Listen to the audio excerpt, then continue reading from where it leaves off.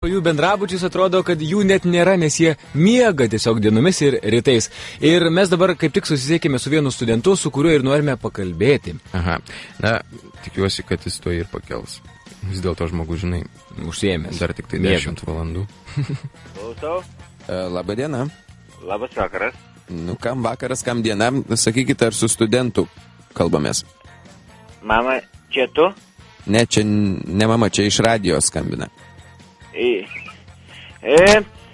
Manęs nėra dabar. Aha, bet jau kadangi mes jūs radom, tai norim paklausti, kaip rugsėjo 1? O kada buvo rugsėjo 1? Ne, norime paklausti kito dalyko. Ar jau įsiliejote į studentišką gyvenimą? Matote, mes dar tik pirmakursiai, tai dar neįsiliejom į gyvenimą. Bet jau greit įsiliesim. O jau rugsėjo 1 buvo? Taip, jau buvo. Kada? Nu, kada? Praeitą penktadienį. Atleiskit, negaliu kalbėti, reikia eiti į paskaitas man. Jo?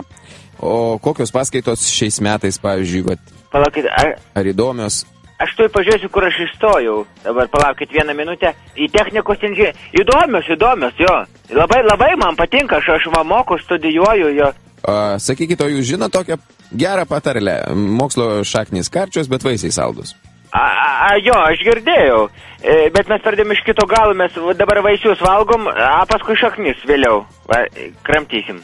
Atleiskite, aš negaliu, man dabar dėstytojas klausė, aš turiu miegoti. Rimtai? Aha,